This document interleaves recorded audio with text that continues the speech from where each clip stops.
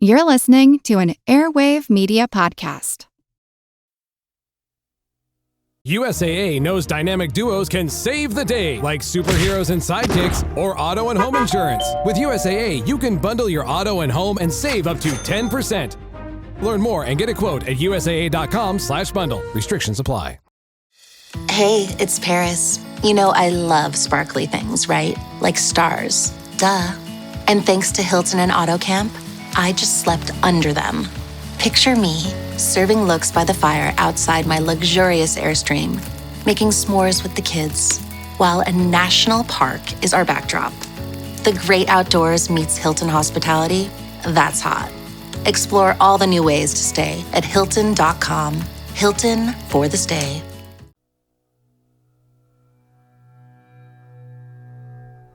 The first European explorers and settlers to set foot in North America during the 15th and 16th centuries found many large conical hills dotting the landscape of certain regions. During Hernando de Soto's expedition across what is today the southeastern United States, he and his men passed by many of these and believed them to be nothing more than hills. But many others he saw in the midst of populous native cities, with temples and the houses of chiefs built atop them, and he understood them to be man-made. By the time of French and English exploration and settlement, after de Soto's expedition had decimated indigenous populations by introducing European disease, the cities too had disappeared, leaving only the earthen mounds, which looked to many an untrained eye like natural features of the landscape. Eventually, though, it became common knowledge that these were actually tumuli, or burial mounds, akin to the barrows of the Old World, and they were frequently destroyed by farmers seeking to level their fields, or by treasure hunters who never found the riches they dreamed of within, just skeletons and artifacts that would only be of interest to antiquarians. Before the Revolutionary War, the consensus among the educated and scientifically minded was that, of course, they had been built by the tribes of Native Americans who had first been encountered in the New World and who still remained there, in constant conflict with white settlers. But gradually, this belief came to be replaced by the idea that Native Americans, whom they considered quote-unquote savages, simply did not have the wherewithal to build such monuments. Rather, they must have been the work of a predecessor race, a superior breed of people, more like Europeans, and thus probably white, who had been wiped out by the native peoples they believed to be so barbarous. This myth of a lost race of mound builders would breed countless theories of pre-Columbian transoceanic contact, as did the question of the origin of Native American peoples, and eventually it would be enshrined in a uniquely American religion. It seems to have started with the vivid imagination of a Congregationalist preacher named Solomon Spaulding, who encountered theories about the Old World origins of a mound builder race in college at Dartmouth. After giving up preaching, he lived first in western New York before moving to Ohio, both regions with numerous ancient mounds, about which locals and visiting antiquarians told many stories and shared many theories. Eventually, Spaulding shared his own, very publicly, telling many an acquaintance about a historical romance or fiction that he was writing, and sharing various drafts of it with whoever wanted to read it. The principal conceit of his story was that it was a translation of an ancient scroll found in a burial mound, which revealed the hidden history of the mound builder race. His manuscript would never be published, but as some testimony reveals, it may have been taken from a printer's office and copied by a young Baptist minister named Sidney Rigdon. After that, a young burial mound treasure hunter in western New York named Joseph Smith began claiming that an angel had revealed to him the location of a book of gold plates buried within a mound, which once translated by Smith likewise told the story of the lost mound builder race. The fact that later the same year that Smith published the Book of Mormon, Sidney Rigdon and several members of his congregation in Ohio would be converted to the new religion, and Rigdon would become Smith's chief lieutenant, has led many to suspect that Rigdon planted the seeds of this new religion by secretly providing Solomon Spaulding's manuscript to Joseph Smith for use as a model. Whatever the truth of the matter may be, the entire basis of Mormonism, a religion claiming nearly 17 million converts today, remains that the ancient mound builders of America were actually a remnant of the lost tribes of Israel who found their way to the New World. According to the Book of Mormon, Native Americans too are descended from these lost tribes, but are derived from a separate tribe that engaged in idolatry and therefore were cursed with dark skin and descended into savagery, destroying the light-skinned mound builder tribe. This is the core of a quintessentially American myth that the impressive ancient earthworks of our land were not constructed by the ancestors of the Native Americans we know, but rather that Native American peoples savagely wiped out this noble and white antecedent race. It is a myth that reveals the foundational racism that our country was built on, and that, despite having long been irrefutably debunked, survives today in the dogma of the Latter-day Saints, in the deceptive pseudo-historical work of several influential authors, and among the thickets of false claims blithely made online. This is Historical Blindness. I'm Nathaniel Lloyd, and it's high time I address this myth, which I have long been dancing around. Thank you for listening to The Myth of a Lost Mound Builder Race. Before we continue, I want to thank my newest patrons, Curtis, Robin, Daniel, and Maddie. Additional thanks to Nasaka for donating on PayPal, and to David for donating on Venmo. I really appreciate all my patrons. But remember, if you want to donate 10 or 20 bucks, I love it. But if you pledge on Patreon instead, then depending on your pledge tier, you can get that many months of ad-free and exclusive episodes. I always release one minisode a month, at bare minimum, but I'm frequently able to produce more than one. For example, I released a prequel minisode to my Giants series that further introduced a piece of audio historical fiction on the same topic, the Cardiff Giant. And then I released another interstitial between episodes, further exploring giants in Greek and Norse mythology. Before this episode, I released a minisode about Kincaid's Cave, another newspaper hoax that promoted the idea of pre-Columbian transoceanic contact, which was connected to false claims about a Smithsonian cover-up. And after this episode, I have another blind spot minisode in mind. Patron feeds also get episodes early, and their episodes are not interrupted by advertisements or Patreon pitches. So visit patreon.com/historicalblindness and support the show. Or you can support by making a one-time donation on PayPal, Venmo, or through the website. Those links are in the show notes. Now, on with the episode.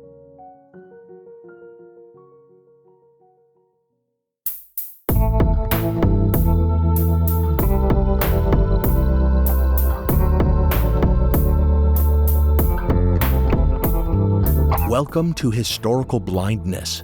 The subject of this episode is one for which I have laid an extensive foundation. Many topics that have long been of interest to me and that I have written about in the podcast and in my historical fiction are closely related to the myth of a lost mound-building race in ancient America. Most recently, obviously, my series on giants ties directly into it, as 19th century claims of uncovering enormous skeletons in Native American burial grounds were encouraged by the idea that Native Americans could not have created such gigantic earthworks, and that instead they had been constructed by a mythical lost race in antiquity. In fact, as I mentioned briefly, Aaron Wright of Conneaut, Ohio, who is said to have claimed that he found a giant skull that fit over his head like a helmet, actually knew Solomon Spaulding and gave testimony regarding the similarity of Spalding's manuscript to Joseph Smith's Book of Mormon. The claims about giant remains in Conneaut mounds were certainly one among the many stories about mound builders that inspired Spalding, and probably, by extension, Mormonism. If you want to learn more about the relationship between mound builder legends and treasure hunting and Mormonism, including a depiction of a likely scenario for how the Book of Mormon was composed and what influenced its composition, I wrote a whole historical novel all about it, which I researched and wrote over the course of a decade. Some of the subject matter relevant to both Mormonism and the mound builder myth I discussed at length last year in my series on the Lost Tribes of Israel, and I followed up that series with a survey of the many inscribed stone frauds that have been perpetrated to support the pre-Columbian transoceanic contact claims, and more specifically, the supposed Hebraic origins of Native Americans, a few of which I also dramatized in fiction.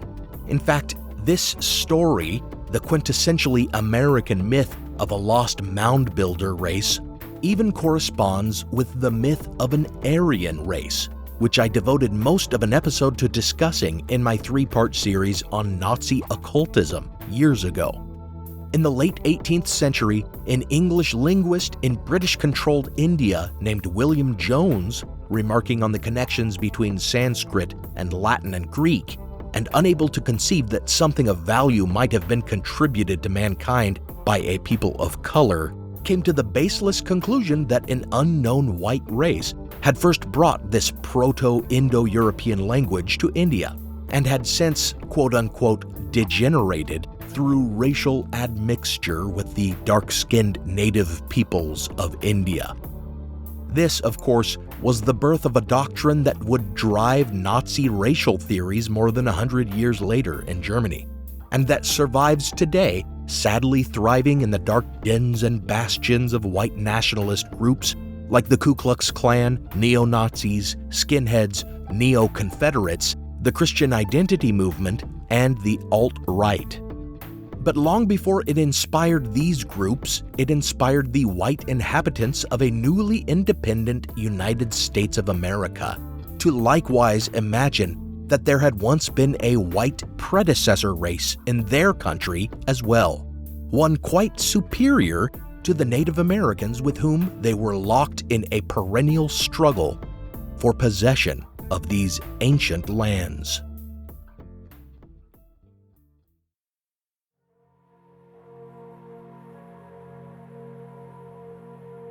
Just as there were many theories about the racial heritage of Native American peoples, many and varied were the pet theories about the origins of the mound builder race that, by the mid-19th century, were believed by most Americans to have preceded them.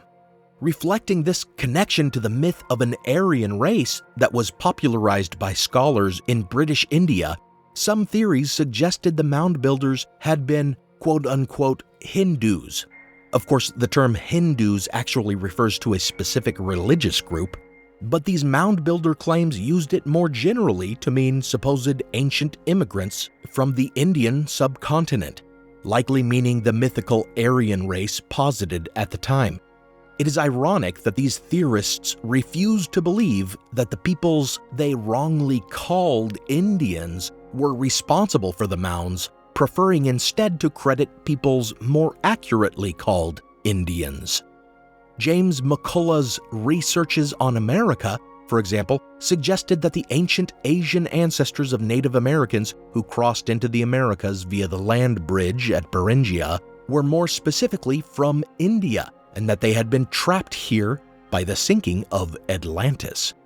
Likewise, John Clifford's Indian Antiquities, a series of letters published in Western Review, perceived similarities between the myths of Native Americans and the cultures of India. And though Judeo-Christian tradition had nothing to do with either, he believed the Bible provided insight into the construction of mounds in America, suggesting they had been further attempts to build to the sky after the fall of the Tower of Babel. Both men actually suggested that, though descended from Hindus with 2 O's, It was indeed Native Americans who had built the mounds, but not the native peoples of North America, whom they agreed were incapable of such feats. Rather, they argued it had been those indigenous to Mexico, the so-called Toltec peoples, who had been known to build impressive stone pyramids in Central America. This notion that the Toltec or Aztec Mesoamerican cultures actually originated as the mound builders before moving southward was quite popular, and it retained the critical element that the Native American tribes of the day were inferior, could not have built the mounds themselves, and likely drove the superior mound-building culture southward with their violent depredations.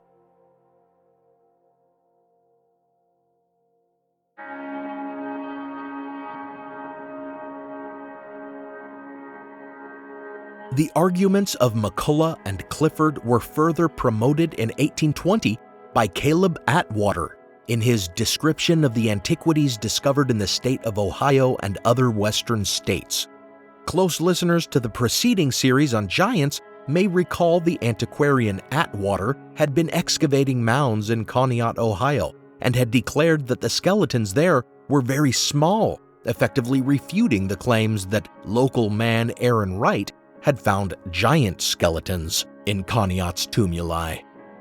Atwater's work borrowed heavily from John Clifford, and Clifford's partner, French polymath Constantin Rafinesque, took umbrage, afterward engaging in a lifelong feud with Atwater, whose theory of Native American origins he vehemently opposed, so much so that, taking a cue from Joseph Smith, he would eventually resort to perpetrating a found manuscript hoax of his own to convince the world of his more traditional view of the Asiatic origins of Native Americans, a fraud I plan to discuss further in a patron-exclusive episode. But attempting to disabuse the intellectual elite of their quickly multiplying historical fantasies was a losing battle. The Hindu/Toltec theory was only one among a plethora of popular notions about who the lost mound builders had been, and most of them were popularized by the work of one man, Josiah Priest, an undereducated leather worker who started his writing career in 1825 publishing a work, The Wonders of Nature and Providence Displayed, that pieced together the work of other writers, including Ethan Smith, whose work View of the Hebrews had popularized the notion that Native Americans were actually Jews from the lost tribes of Israel. But in Priest's later 1833 work, American Antiquities and Discoveries in the West, he attempted to synthesize numerous competing theories about the origins of the mound builders. No longer were they merely lost Israelites, but also Egyptians, Phoenicians, Greeks, Norwegians, the Chinese, and the Welsh. To give an example of his arguments, let's look at the last group, the Welsh. Priest raises the Welsh myth of Prince Madoc, who was said to have sailed to America in the 12th century, and he shares certain claims about Native American tribes that some believed, without convincing evidence, could be of Welsh extraction. This legend had formerly been used by Queen Elizabeth to assert a claim over the New World, but the legend itself only appeared after Columbus's voyage in poetry and was seemingly adapted from medieval tales such as the legendary voyage of the Celt Brendan the Navigator. This is a good example of the unreliability of the claims of pre-Columbian transoceanic contact that were folded into the myth of a lost mound builder race, which Josiah Priest gathered and attempted to stitch together in his work, whose subtitle describes well the claims of this myth generally. Quote, being an exhibition of the evidence that an ancient population of partially civilized nations, differing entirely from those of the present Indians, peopled America many centuries before its discovery by Columbus, and inquiries into their origin, with a copious description of many of their stupendous works now in ruins, with conjectures concerning what may have become of them. End quote. By this time, theories about mound builders had moved from a highly debated topic among an intellectual elite to a fashionable issue for discussion among less educated folk, who were Josiah Priest's readership, and the notion of a lost mound builder race, whatever their origin, had proven entirely more popular.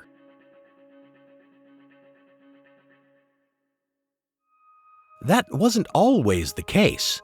In fact, prior to the Revolution, it was common for those who took an interest in mounds to logically assume they were the work of the only known residents of North America.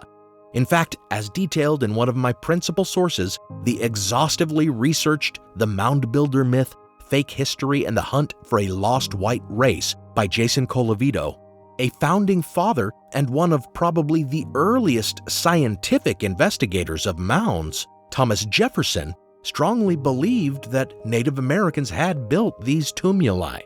He had good reason to believe it, since he had several times seen local Native Americans make pilgrimages to a mound on his property known as Indian Grave. Later in life, he made a study of the country's tumuli, noting the difference between temple platform mounds that had been observed by the Spanish and burial mounds like the one on his property.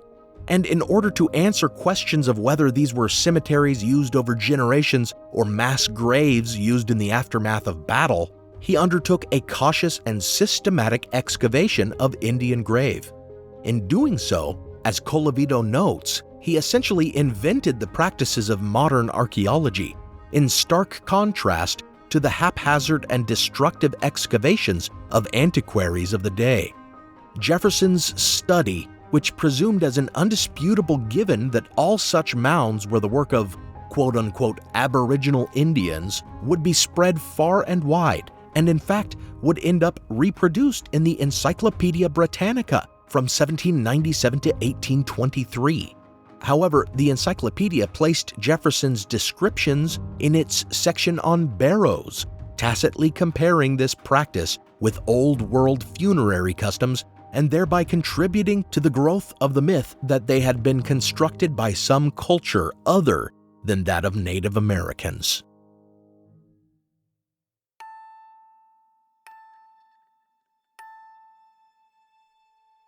This implicit suggestion in the Encyclopedia Britannica was still something of an outlier view in the 1780s, but it came to be the view of Daniel Webster, of Webster's Dictionary fame, who accepted Jefferson's conclusions about Native Americans being responsible for smaller burial mounds, but insisted that larger mounds and temple platforms must have been the work of Spaniards, a common enough claim at the time, or of ancient Celtic immigrants, given their similarity to European barrows.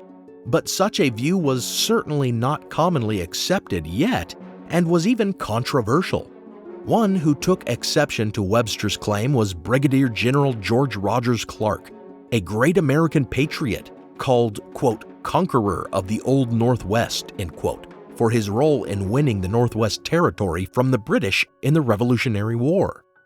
Clark had seen many a mound in that region and scoffed at the idea that De Soto's expeditionary forces could possibly have constructed them during the few years of their inland exploration.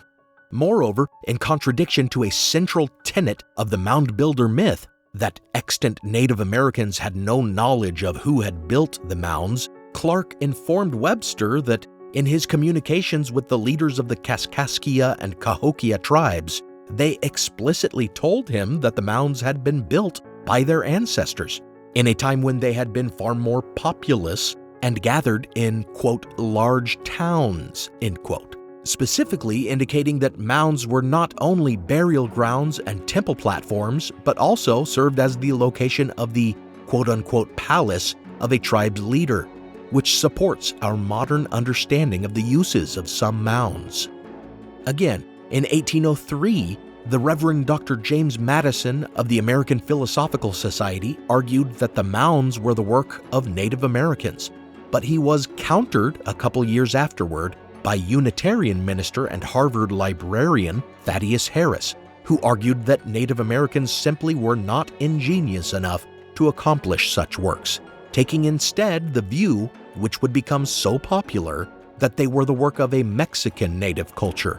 So we see at the turn of the 19th century, the myth in its infancy still resisted by the rational and scientific-minded. But it was not long before it exploded, making this fiction into consensus reality. Now for a brief intermission.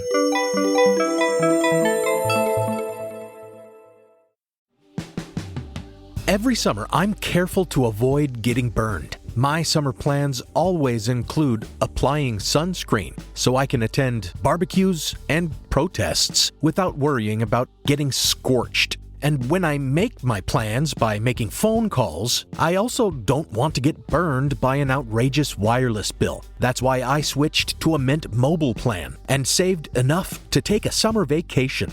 With Mint, I found no difference in speed or coverage, just a big difference in cost. And right now you can switch to a Mint wireless plan like me to avoid sweating those surprise charges and overages. You'll just be chillin' with Mint's offer of 3 months premium service on the nation's largest 5G network for just $15 a month. With high-speed data and unlimited talk and text, it might just be the coolest thing happening this summer.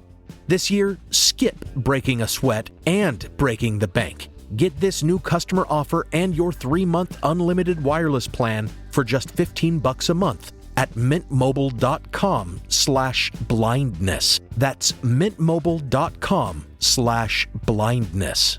Upfront payment of $45 required, equivalent to $15 a month. Limited time new customer offer for first 3 months only. Speeds may slow above 35 gigabytes on unlimited plan. Taxes and fees extra. See Mint Mobile for details.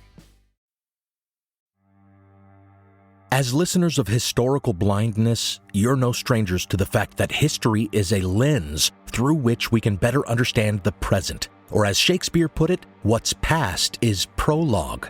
History is the indispensable context without which we cannot hope to truly understand current events. You understand that, and so do the creators of the American Scandal podcast. Every season, they immerse listeners in the biggest controversies in U.S. history, helping us understand America's dark side and learn from its troubled past. Its latest season, Ruby Ridge Standoff, delves into an incident that sowed the seeds for the rise of the modern radical right. It transports you to 1992, where in a remote corner of Idaho, federal law enforcement surround a small cabin. They've come for Randy Weaver, a survivalist who took his family to the mountains in anticipation of the apocalypse. A simple weapons charge brought the agents here, but the situation is about to explode into a deadly and tragic standoff that will later become a rallying cry for far-right extremists, fueling distrust and violent anti-government sentiment for decades. Follow American Scandal on the Wondery app or wherever you get your podcasts. You can binge all episodes of American Scandal's Ruby Ridge Standoff early and ad-free right now on Wondery Plus. This episode is brought to you by Indeed. When your computer breaks, you don't wait for it to magically start working again. You fix the problem. So why wait to hire the people your company desperately needs? Use Indeed's sponsored jobs to hire top talent fast. And even better, you only pay for results. There's no need to wait. Speed up your hiring with a $75 sponsored job credit at Indeed.com/podcast. Terms and conditions apply. Now, back to the show.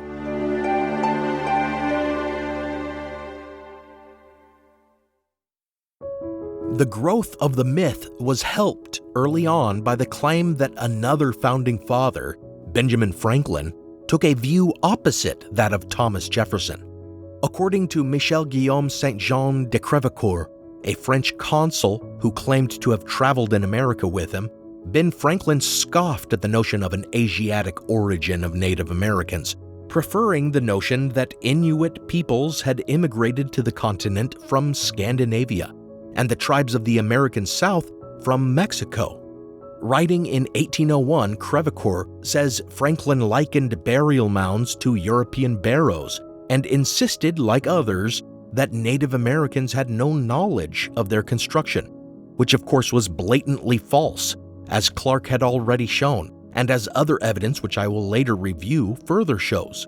Crevecoeur writes that Franklin believed the mound builder, quote, much further advanced in civilization than our Indians, end quote, and looked forward to a time, quote, when the population of the United States shall have spread over every part of that vast and beautiful region, end quote, believing that, quote, posterity, aided by new discoveries, may then perhaps form more satisfactory conjectures, end quote.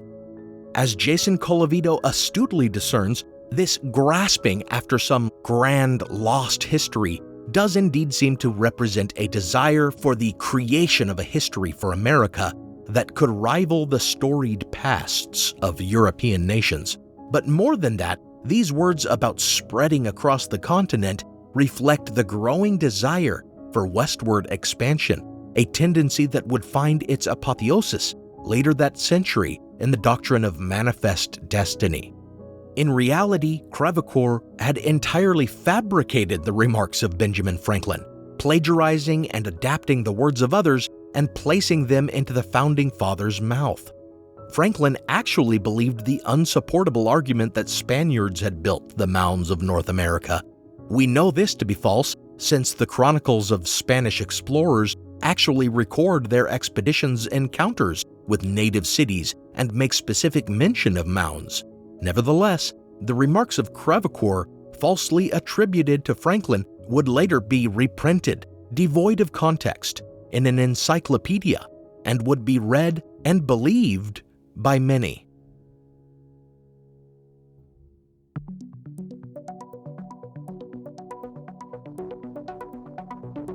While Franklin's sentiments on this topic may have been falsified, other prominent politicians of the day evinced genuine belief in the mound builder myth. In 1811, DeWitt Clinton, mayor of New York City, lieutenant governor of the state, and soon-to-be presidential candidate, gave a speech to the New York Historical Society in which he stated that the mounds were not temple platforms or burial places, but military fortifications built by a lost race that had been destroyed in a race war by extant Native Americans. And he suggested that any native peoples who claimed they were the work of their ancestors were simply trying to take credit for feats their people did not actually accomplish. Years later, after acceding to the governorship, Clinton refined his claims to argue that this lost mound builder race was in fact the Scythians, which, as you may recall from my episode about the Tartaria delusion, was a vague racial designation applied to all peoples residing north of the Black Sea and east of Europe. In 1830, President Andrew Jackson devoted much of his State of the Union report to promoting the myth of a lost mound builder race, stating, quote, "In the monuments and fortresses of an unknown people, spread over the extensive regions of the West, we behold the memorials of a once powerful race, which was exterminated or has disappeared to make room for the existing savage tribes," end quote.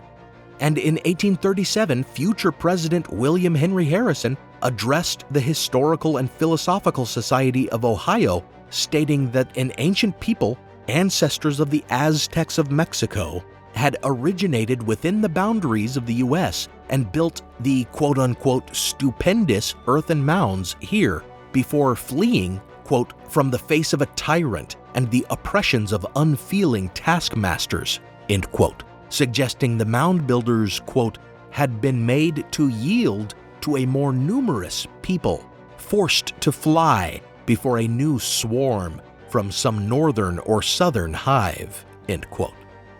Jackson was a Democrat and Harrison a Whig, but in this point there was broad bipartisan agreement. Indeed, both men had distinguished themselves in the American Indian Wars, which still raged and would continue to the end of the century. And here we approach the real heart of darkness within the mound builder myth, that it was a tool of propaganda used to justify their subjugation of Native American tribes.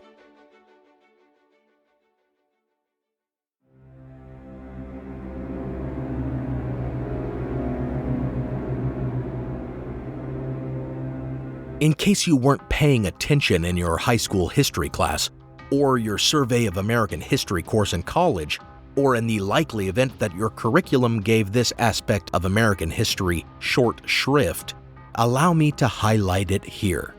From the colonial period through the Revolutionary War, the War of 1812, the Mexican-American War, the Civil War, and the Spanish-American War, the United States was in a sporadic but near constant state of war with Native American tribes. These are typically better known by the names of individual conflicts with specific tribes or regions, such as the Cherokee American Wars or Chickamauga Wars, the Northwest Indian War, Tecumseh's War, in which William Henry Harrison was intimately involved, and the Creek and Seminole Wars, fought ruthlessly by General Andrew Jackson. Then, during his presidency, with the passage of the Indian Removal Act, Jackson, with Congress's approval, used the full power of the U.S. government to forcibly relocate Native American tribes to land promised them beyond the Mississippi, in unfathomably destructive displacement involving concentration camps and death marches and precipitating further conflicts, such as the Second Seminole War. Among the numerous tribes forced to take the quote-unquote Trail of Tears, the Choctaw, the Creek, the Chickasaw, the Cherokee, and the Seminole, historians estimate as many as 15,000 perished from diseases like cholera and dysentery. Those who survived would see their treaties broken once again as white settlers continued to press westward and settle the frontier lands that had been promised to them, triggering battles like Little Bighorn and massacres like Wounded Knee. Surviving tribes would find themselves hemmed into reservations and see their children taken and indoctrinated in draconic re-education camps they called schools. The terrible irony is that Native American peoples had built impressive and populous cities and had established healthy trade relations across a vast and prosperous culture that was laid low by European disease and massacre, reducing their cities to abandoned mounds and their peoples to nomadic warrior tribes. Yet their pale-faced interloper had the audacity to tell them that those cities hadn't been built by such as they, that some superior race had constructed those cities, and that they deserved to be driven from their lands and hunted to extinction because they had done the same to the builders of those cities, their cities. It is difficult to find a more appropriate word for our treatment of Native American peoples than genocide.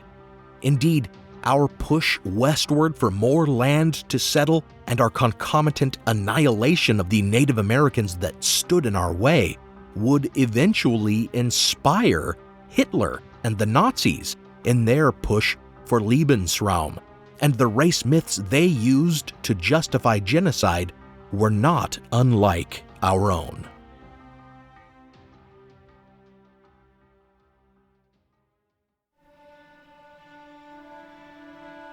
As belief in the myth of a lost mound builder race became the political dogma of the U.S. government during Indian removal, and thus became common among the public, it gradually came to be considered empirical truth even by the scientific community, thus entering textbooks and furthering its propagation.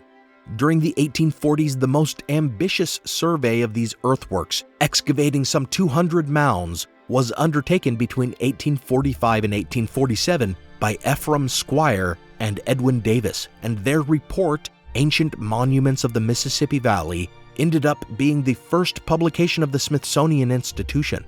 In it, they draw the conclusion that since the earthworks themselves and some artwork found within was supposedly, quote, immeasurably beyond anything which the North American Indians are known to produce, even to this day, end quote, the mounds must have been the work of some superior race, likely related to Central or South American civilizations.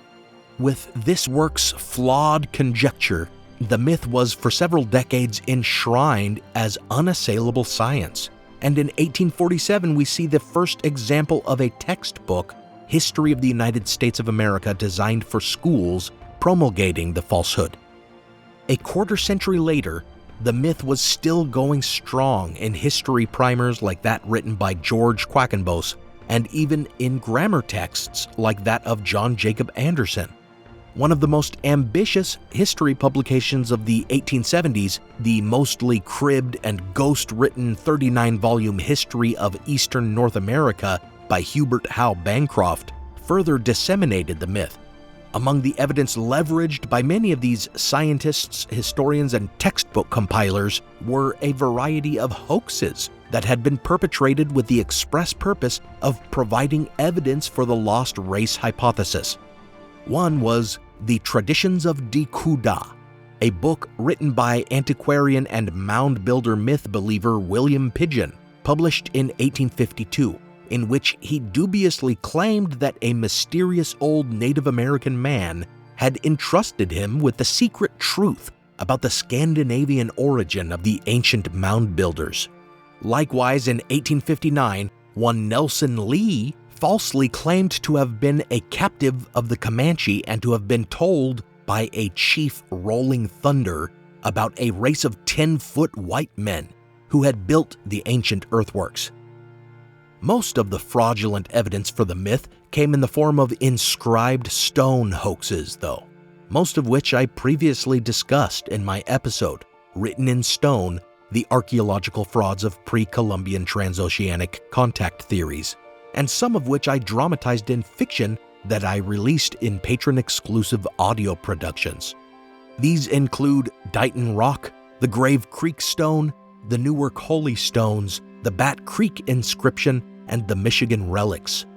There was one such inscribed stone fraud which I mentioned only in passing at the time, though, which I think illustrates well the false evidence leveraged by writers promoting the myth of a lost mound builder race during these years, and I will tell its story here, intertwined as it is with the final scientific repudiation of the myth.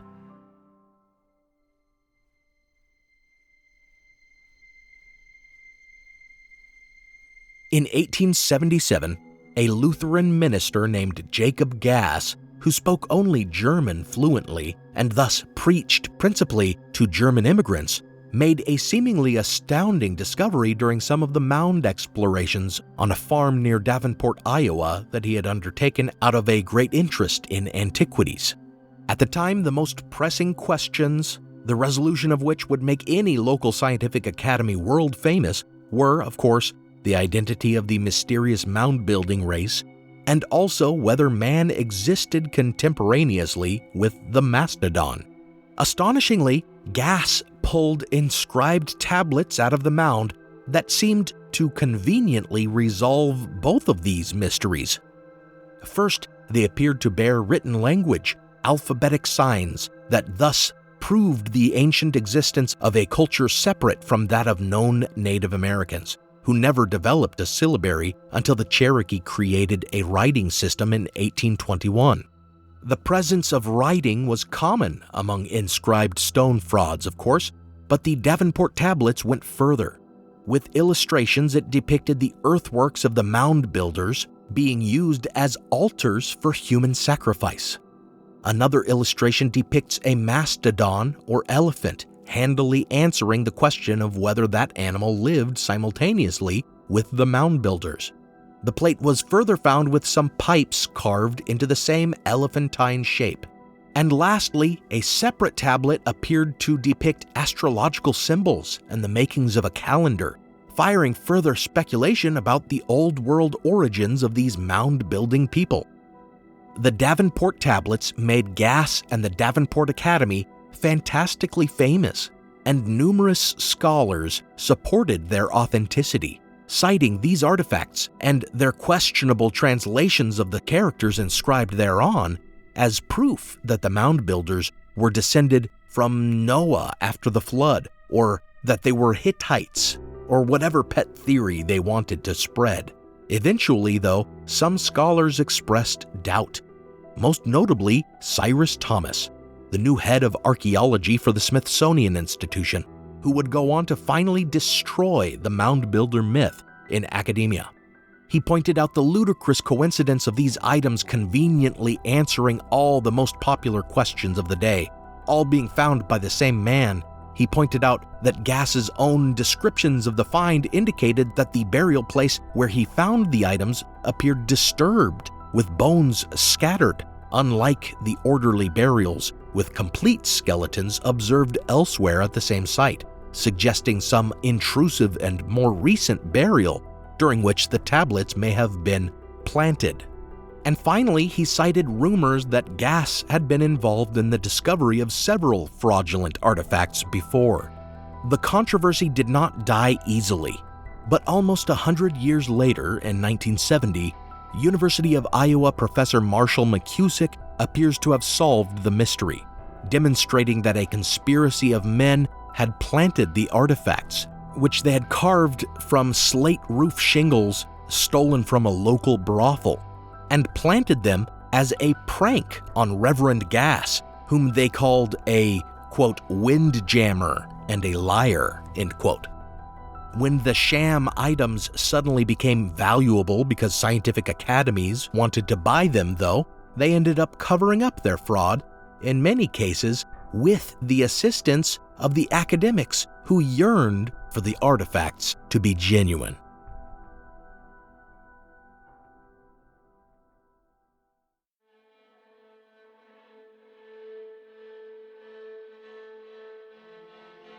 This demonstrates how thoroughly the myth of a lost mound builder race had taken hold of not just the public, but scholars as well by the 1880s, when, as it happened, the Smithsonian and its Bureau of Ethnology had come under the leadership of John Wesley Powell, who strongly and correctly doubted the myth.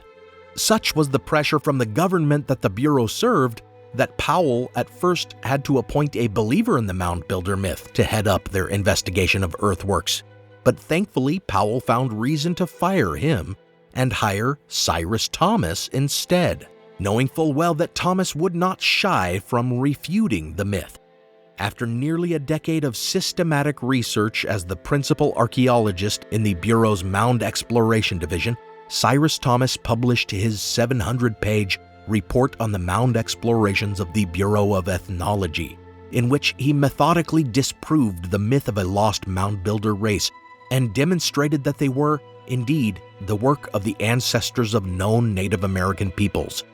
He unceremoniously demolished the supposed evidence of inscribed stones, showing them to be frauds, and he denied the claims that Native American culture was too undeveloped to have organized such civilizations. Evidence provided by De Soto's chronicler reveals, after all, that at the time of first European contact, many Native Americans lived in populous walled cities that demonstrated large-scale agricultural cultivation. Thomas further refuted the claim that Native Americans had no knowledge of who had constructed the earthworks and had never been seen to build such mounds themselves, citing specific historical accounts of both.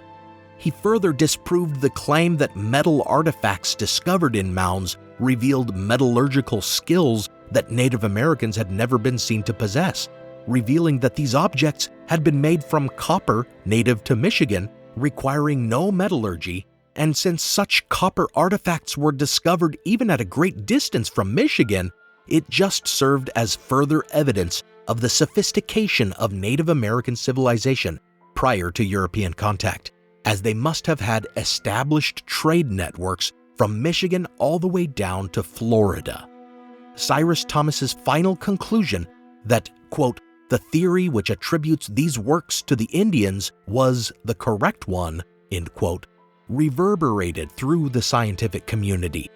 No scholars worth their salt would ever again make such fools of themselves as to resurrect the myth of the mound builders.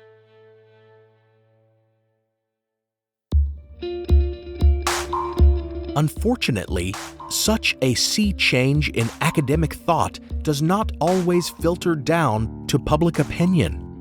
And as Jason Colavito shows in his thorough work, the popular press continued publishing books that promoted the myth long after Cyrus Thomas had decimated it in his report. just as newspapers continued to publish giant hoaxes that fed into it.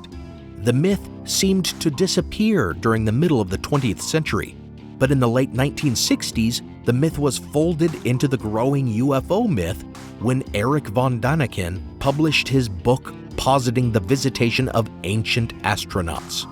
Suddenly, the American earthworks were not just the work of a lost white race or of giants, but of aliens. Anybody, it seems, but Native Americans. Other fringe pseudo-historians, most notably Graham Hancock, have since taken up Däniken's torch, and broadcast and cable television have been some of the worst purveyors of this nonsense, producing slick and sensationalist specials on the topic. The History Channel is perhaps the party guiltiest of propping up this long disproven racist myth in series like Ancient Aliens and America Unearthed. Meanwhile, on the internet, promoted by mystic wackos and conspiracy theorists who believe the Smithsonian is involved in covering up the truth, the mound builder myth thrives, co-opted and supported, unsurprisingly, by white nationalists who appreciate its claims of superior white antecedents.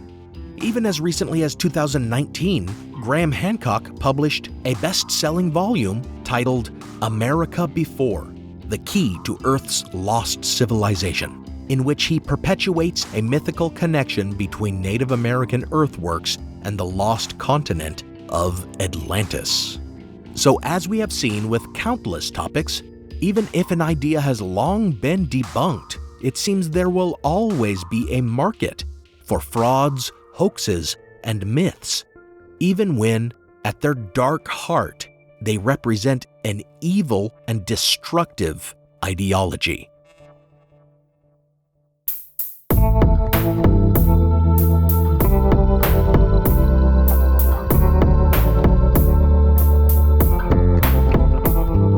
Thanks for listening to Historical Blindness. Special thanks to the author of my principal source, Jason Colavito, who I reached out to before my series on giants, hoping to score an interview with him, and who I still hope may get in touch, since his research is so thematically in step with the topics I cover on the podcast. Check out the Mound Builder myth as soon as you get a chance. Additionally, thanks to the authors of my other sources, Kenneth L. Fetter, whose Frauds, Myths, and Mysteries, Science and Pseudoscience in Archaeology was a great help in boiling down some of the salient points that Colavito explores in such depth. Further thanks to Marshall McCusick, whose The Davenport Conspiracy is the definitive account of that fraud. As always, thanks go out to my partner patrons, Diane, Eaton Gabe Halls, Joe E., Devlin, Fred from Colorado, Keep Colorado, an abortion access haven with LGBTQ legal protection, support Colorado State House Dems, Robin, Mateo, Emily, Katie, Elizabeth, Terry, Rebecca, Dawn, Eunice, Juliet, Jonathan, Joshua, and Logan. Thank you for always joining me and financially supporting my mound explorations, even though I'm just digging into mounds of bullshit. Some music on this episode is copyright Alex Kish. Visit alexkishmusic.com and contact him to get compositions for your own projects. Additional music from Kai Engel, licensed under a Creative Commons Attribution license. Check out the show notes for a list of the tracks used. You can support the show by pledging on Patreon or on PayPal. Find those links in the show notes. Until next time, remember, if you encounter a false historical claim, it's probably racist disinformation. I didn't realize this when I started the podcast, but as it turns out, there almost always turns out to be some kind of racism behind them, whether anti-Semitism, white supremacism, whatever. They just have to distort history to rationalize their twisted worldviews.